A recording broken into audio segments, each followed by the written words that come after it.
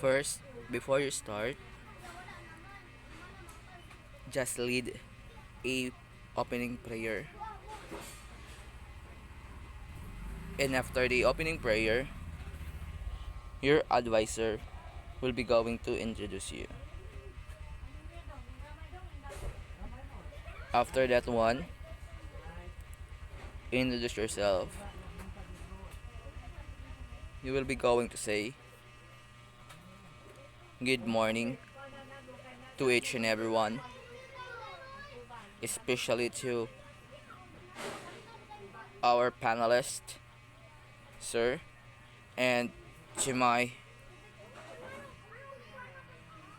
to our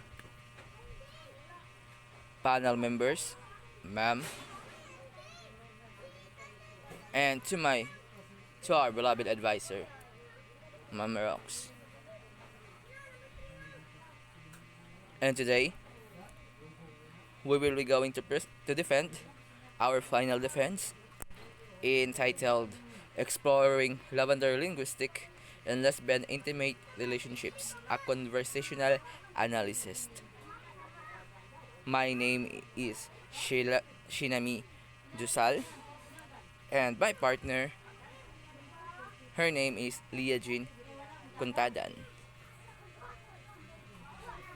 First, for the first slide, is our research questions number 1.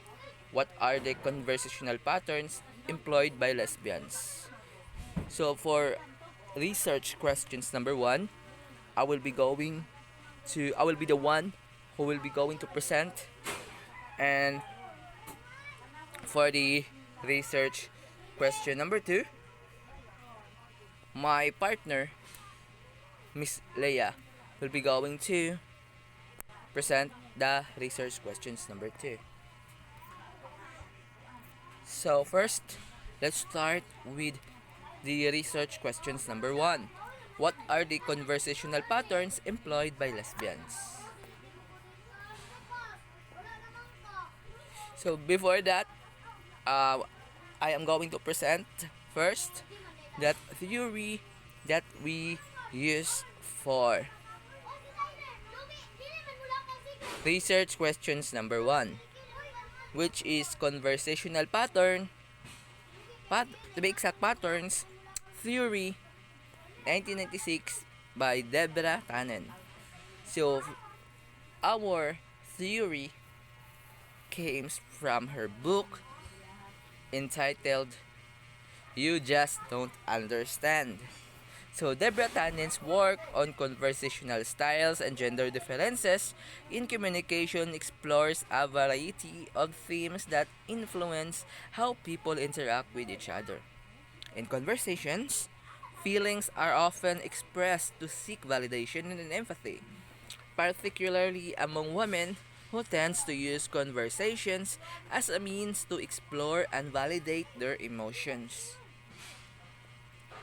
So in our research, we have status versus support, independence versus intimacy, advice versus understanding, informations versus feelings, orders versus proposals.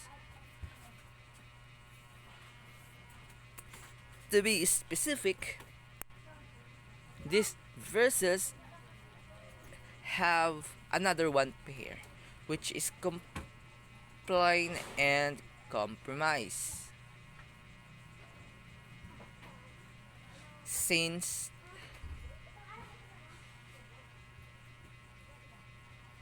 we don't have a conversations among the vlogs who's having a complain and compromise, since the conversational of Pat since the conversation of Cheska and Claire don't have a what we say like an argument or something. It is like a playful or a teasing kind of conversation. So let's move forward. For the theoretical lens, for RQ2, it will be discussed by my partner, Miss Leia. But since we got this far, I'm going to give an overview. So, for the RQ2 linguistic strategies in Lavender Linguistics, describe the meaning or purpose of the linguistic strategy can be vary depending at least on context, conversational style, on participants, and interactions of participants, style, and strategies. So we use the theory of lack of 1975, interruptions, showing concern, and for Spender 1980, silence, and Choi 1982 for topic rising and adversativeness. Okay? My partner, Miss Leia, will be going to elaborate that one at the latter part at her turn. So moving forward for the research design, so these studies employ a qualitative conversational research method to explore interactions within reality shows featuring lesbian individual or vlogger. To be specific, their blog about their daily lives or their adventure.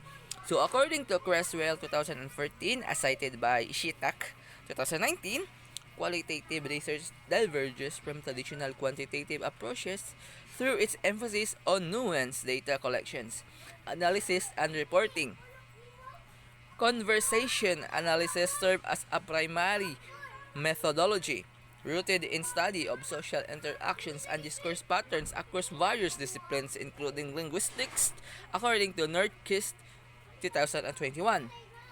We use the qualitative content analysis approach to analyze the data since the purpose of the study was to analyze the vlogs of the participants by identifying their conversational patterns and linguistic strategies employed and emerged during their vlogs.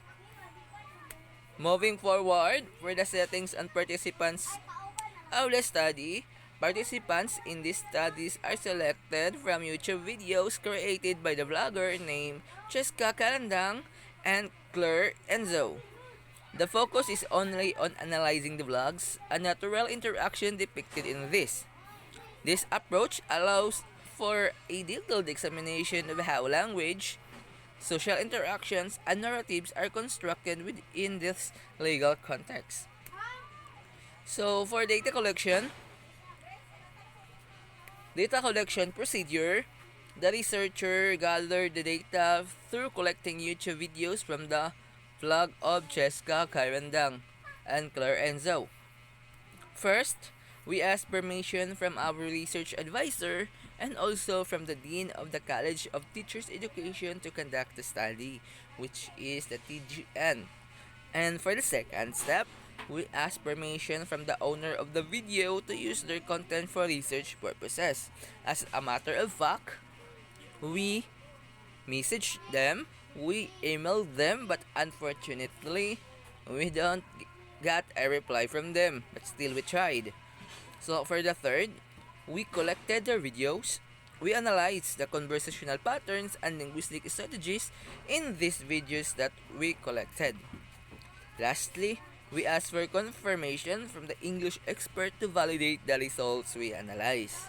So, thank you ma'am. Thank you sir. For the next part, for the next slide, for our data analysis, we use conversational analysis. It is a well-established method of analysis for many languages. Casper and Wagner 2014 in identifying, categorizing, and analyzing the conversational patterns and linguistic strategies on their blogs. Then, we organize them into tables using audit trail. Lastly, we ask our advisor to confirm the analyzed data. Thank you, ma'am. And for the conversational patterns employed by lesbian couple. So the categories of conversational patterns that were predominantly noticed in Cheska's Karandang vlogs are status, support, independence, intimacy, advice, understanding, informations, feelings, order, and proposals. And one of these will be discussed one by one. So first, informations versus feelings. As what have can you see this part for the result in the previous slides, the we don't have the the verses since we done in categorizing it. So for the results, as what have you noticed, the we use the two different colors.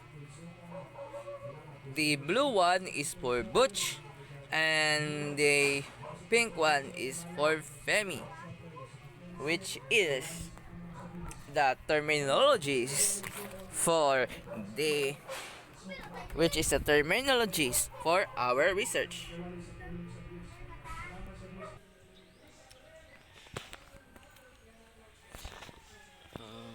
Wait,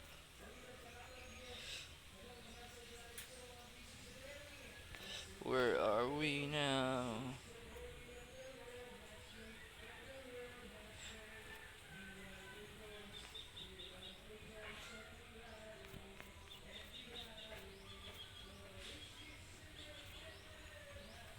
Okay, let's continue. So this is for the informations versus feelings. The blue means for the Butch and the pink one is for Femi. So what is Butch and what is Femi? For Butch, it is for a female act as a male in their relationships, and for the Femi, it is a female act as a female in lesbian relationships. It is like a terminology for this study to be called a connected from the linguistic, I mean, lavender linguistics. So informations and feelings expressed by two individuals, likely the femme and the bitch. Information that blue bar shows that approximately 44 instances of information sharing occurred. The pink bar indicates around 23 instances of information sharing by the other individual. So for the feelings, the blue bar shows approximately 16 instances where one individual expressed feeling. The pink bar shows about 20 instances where the other individual expressed feelings. So this result was supported by Dawson 2020. He stated that, so panggitaon pa ninyo ni mga author dito asa inyohang discussion. So ano siya pag deliver. This result was supported by Dawson 22. He stated that, on the other hand, another author support, LeBlanc and Ross 2020, they found out or something like that. And lastly, another author supported our results, Smith 2023, stated that after next, let's proceed for the next results for support versus status. So for the in support, Butch got 22 occurrences, while the Femi got 17 occurrences. In status, Butch and Fem both got 1 occurrence. This suggests that support formed a much more prominent theme in the blog content than simple status announcements or updates. So Bills and Pepelu 2016 supported these results. Another author support these results by Scola 2020. And lastly, another author support these results sent 2017. Same lang gihapon siya, tagtulog gihapon ka author per results. So, independence versus intimacy. Ingani ra gihapon, state ra gihapon, knowing that pink represent the femme and the blue represent the butch allows for us a nuanced interpretation of the bar chart. The chart shows that while both the Femi and Butch discuss intimacy, both Butch got 8 occurrences, while Femi got 5 occurrences. The Butch is independence more than often 6 instances than the Femi 5 instances. This result was supported by Caldwell 2014, same ra gyapon pangitaon gyapon sa discussion ang tulo ka author. So for advice and understanding kana basahon na gihapon siya. This result was supported by Kaku, Johnson, Golres. Tanawon gihapon sa discussion. So order versus proposal, basahon ang author pangitaon sa discussion. Then the linguistic strategies utilized by lesbian couple. So this part, it will be my partner's turn to explain this part. And now I'm going to give the opportunities, the spotlights for my partner, Miss Leia. Let's give her a round of applause. So, pailan na dayon ka, ma'am. Le, dali So, by the way, my name is Leia Contadan. I'm going to present our findings in the results for RQ2, which is the linguistic strategies utilized by lesbian couple. So for let's tackle first about the linguistic strategies. As what can you see in this table? This is the total occurrence based on the linguistic strategies utilized by lesbian couple, which is Cheska Karandang and Claire Enzo. First, the topic raising. Total occurrence, 156. Dominant, yes. For adversativeness, total occurrence, 6. Silence, 2. Interruption, 5. Showing concern, 14. So, the linguistic strategies utilized by lesbian couple. First is the topic raising.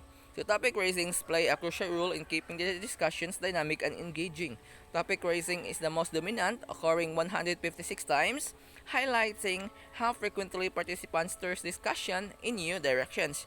This suggests that people actively shape conversations by introducing fresh ideas, shifting focus, and maintaining engagement. So inato na gihapon, ma'am, this result was supported by Dawson 2020, Cordic, at 2018.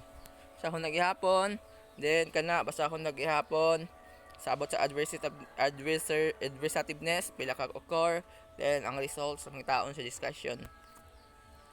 So diri agihapon silence basahon, results naon sa discussion, interruptions basahon, then ang results nga sa supporting author tanawon sa discussion si Fingerhat og si Rose 2016. So and the next is the showing concern.